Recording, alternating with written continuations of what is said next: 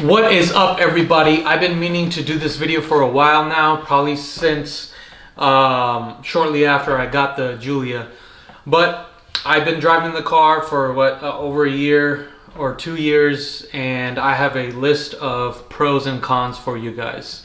The first pro I want to talk about is the stock power and torque.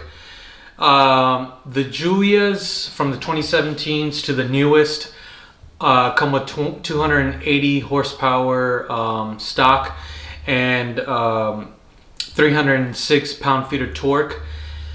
Goes 0 to 60 in 5.3 seconds.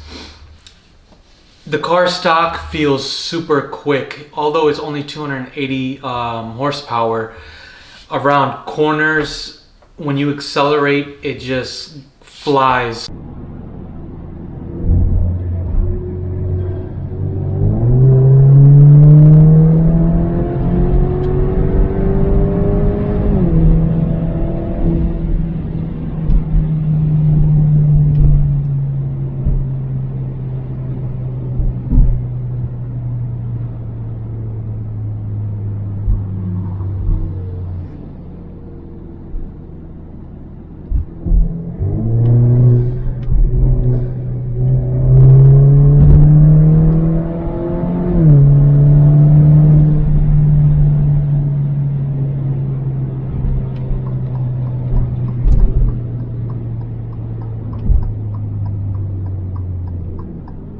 Off the line, it flies.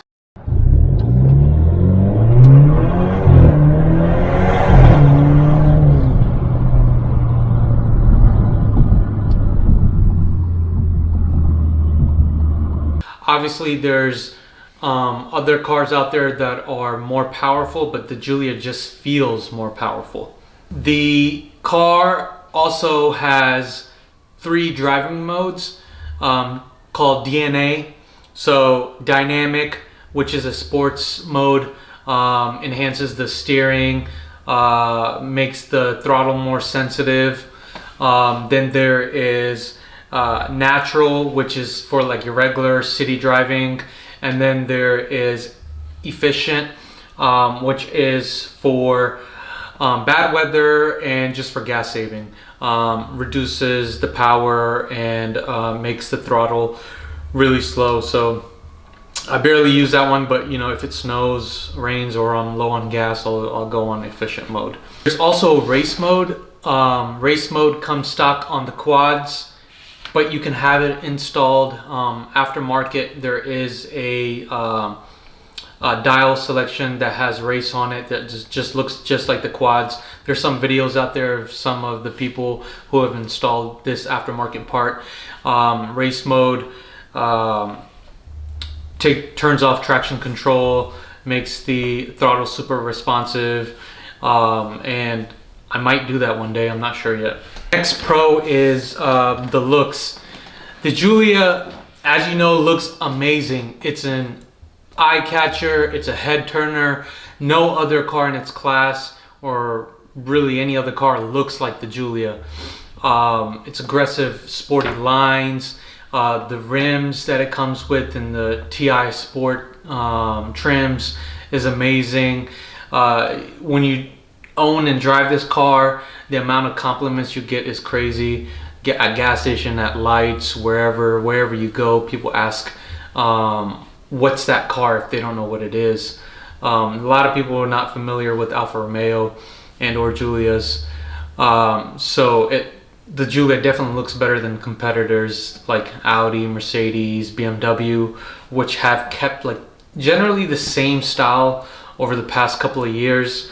BMW came out recently with that big old ugly bucktooth grille that I hate. It only looks okay in black.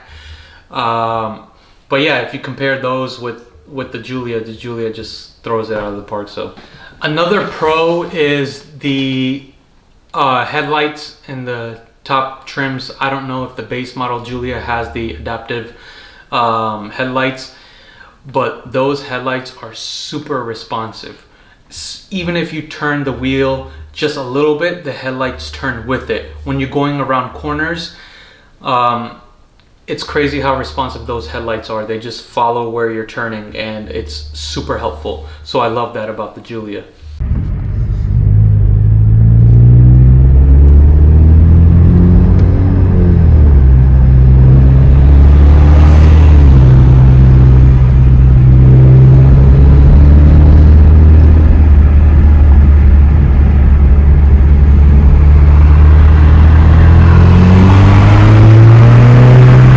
So to recap, some of the pros are the power and the torque, driving and handling, the looks, and the headlights. Those are the main ones. I'm sure there's a lot more out there. So now let's move on to the cons.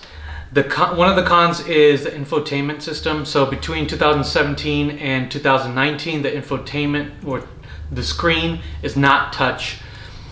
I love the touch screen, and in the Giulia it's like right in reach, and it's placed right where you could easily touch it if needed. So I wish it was touch screen. The 2020s and up, those have a improved interior as well as touch screen. The technology is another con. The Giulia or Alfa Romeo is not really technology focused. They're more as driver focused. They're more focused on the feeling of the car, the responsiveness of the car, and so on. So it's not huge on technology like Audi, BMW, and so on, with the all the crazy screens and so on, but it does have everything you need.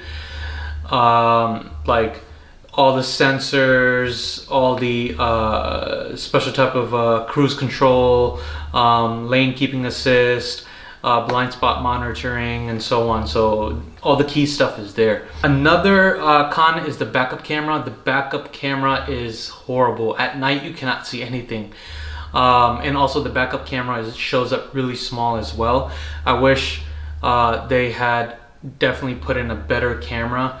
I haven't really looked into if I can install an aftermarket backup camera. I'm sure there's somebody out there that can do it, and I'm sure somebody out there sells it. But the backup camera as is sucks. But it's okay. I mean, it gets the job done. It has sensors as well. So another con is the maintenance with the Giulia, and that really depends where you live. Northern Virginia, maintenance costs at the dealership is super expensive.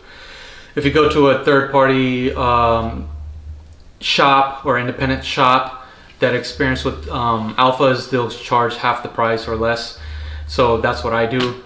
But with Alfa Romeo, unfortunately, all the dealerships aren't the same. Every dealer charges different prices, especially depending on like the certain areas. So like 3-4 dealers in a certain area may charge the same, and then just south of them they'll charge less, or so on. It all varies. So you can call multiple dealers to ask what the price is and compare. So that's a con. I wish they were like more of the same price, but yeah, I just go to independent shops. That's it for the cons. So the cons, to recap: infotainment system, the technology, again, it's not so much of a con, but because it's driver focused, the Giulia is driver focused, or Alfa Romeo is driver focused. The backup camera, and maintenance costs depending on your area, as well as different prices for different dealerships. That's annoying. And that's it. That was super quick, just a short list of pros and cons. If there's any pros and cons that I missed, let me know. If you have any questions about the Giulia or Alfa Romeo in general, let me know as well. And that's it. If you haven't subscribed already, please subscribe, like, and comment, share the video, so on. I appreciate everybody's support and views. I definitely want to try to make more videos. I always say that, but it's very time consuming. But for now, peace.